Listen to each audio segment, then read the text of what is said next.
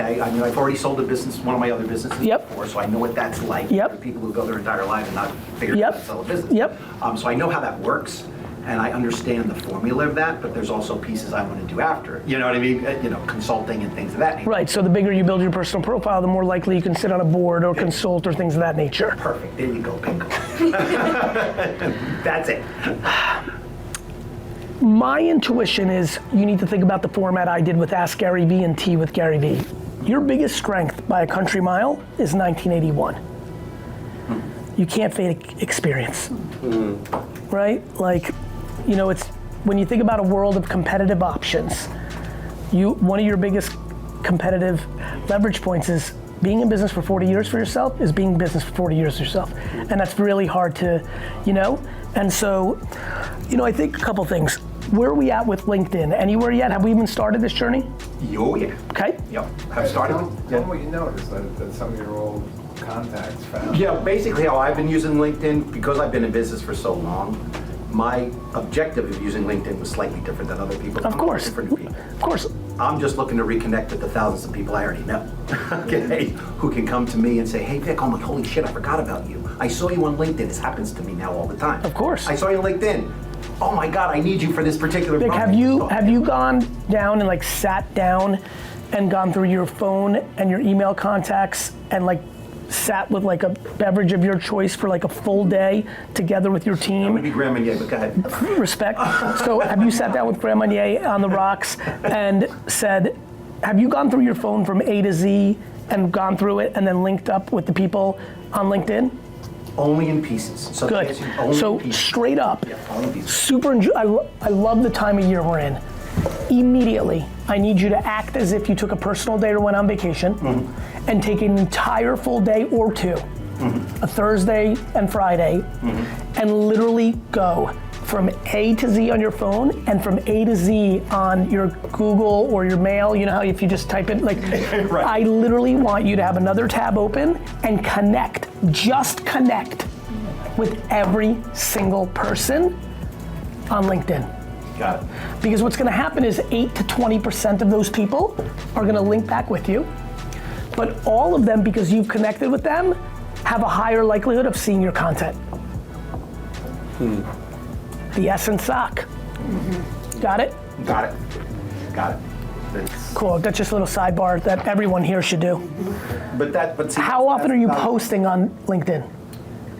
For right now, we're doing 3 days a week. I did a little bit of research on that. They say the best days to post is Tuesday, Wednesday, Thursday. We tried, we kind of ping pong back and forth. We did 5 days a week, but I noticed that his reach decreased. Per post? Yes. But what about net? Now it's increased. Net. So one of the things that people make a mistake on is they're like, oh, I'm getting 700 views per post now. When I was doing 5 days a week, I was doing 500 posts. And I'm like, right, but one is 2,500 views and one's 2,100 views if you go 3 times 7 versus 5 times 5. So just do a quick look on what happened with net. The other thing is, what I really want for all of you is to get to the content that does well to inform your content going forward. So I'm less worried about how well each individual piece goes for all of you. I want you to take more at-bats to be better at it. So right now what's happening is too many people are trying to be cute and higher quality, less quantity, deep down, because it's easier. Because it's work, it's hard. You got other things, I get it. I'm not judging, but I'm trying to tell everybody, you're all trying to get better at tennis. And if you practice 5 days a week instead of 3 days a week, you'll be better at tennis in 24 months. One of the things I'm concerned about is when people go with that model is they're not doing enough pieces of content to figure out the thing that's gonna work. If I wasn't posting as often, I don't know if I would have gotten into a lot of the content I got into because I wouldn't have the feedback loop from all the content. So one of the things you all need is to post about more shit. So it's not just the journey of branding, it might also be the post that might change your business is what it feels like to be a girl dad. What did really well was therapy. I did how therapy could change your business and Go figure, right? For you, it's storytelling. And that's. And when you said story, like posted something from when one of my businesses that I started years ago, I was on Home Shopping Network, I started this poetry business. Yep. And Channel 2 News did an interview. Yep. So I was able to dig it up. And post it. And we actually digitized because it was on a freaking, I got it. VHS. Yeah, of course. And we were able to, and posted it.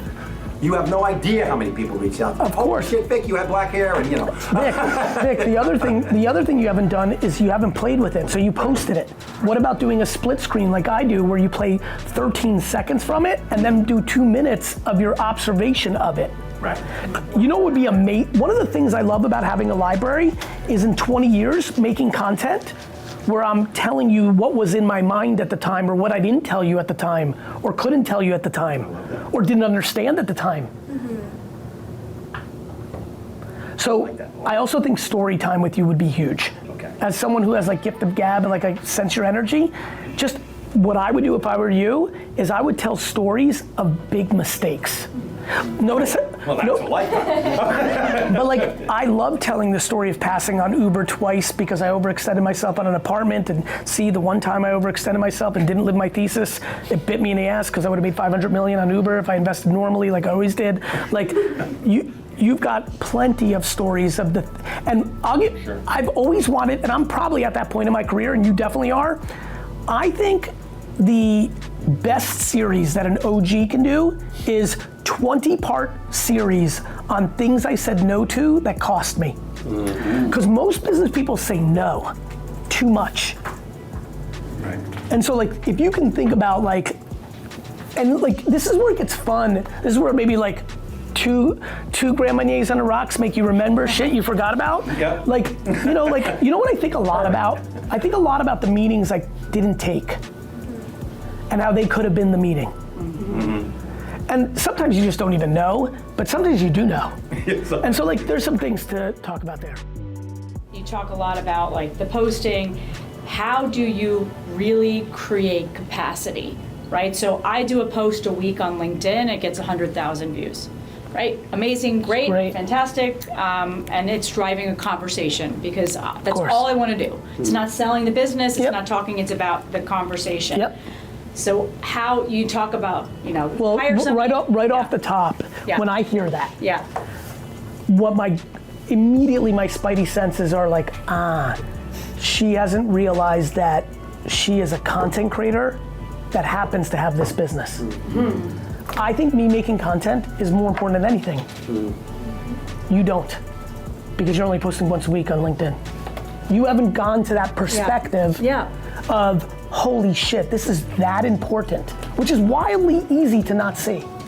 I get it because I'm old enough to know where this sits. For a 20-year-old coming up the game, like this is like such a big deal. Like it's like the framework. But for a lot of us in this room that did business before this world existed, the thought of being a content, like that's always sounded like a side dish, but it's the main dish. Now, you like me, okay, yes, I figured out that it was the main dish, but I do 15 hours a day work with no content creation. Right. What you need to figure out is the next part of like, how are you gonna make yourself make content? So then, because it's the most important thing, I was like, I'm gonna hire people to work on this. When you think it's the most important thing, you're not scared to spend $100,000 a year on 2 people. Okay. Right? Like for me, and people are like, well, Gary, a lot of my friends are like, that's a lot. I'm like, how much money are you making? What do you want to accomplish? Like, all of a sudden, like I underpay, to this hour, I underpay my salary at my companies because I want the money to keep feeding the company. Right? And so, but again, and then it gets really interesting. All of a sudden, you start, how many employees you have? 22. I am positive on my fucking heart, the 19th, 20th, 21st, and 22nd most important person in the company, if they're not doing something that nobody else does. If they're a second person or a third person or a fourth person that does what the others do, a true content on you person is more valuable than those 4.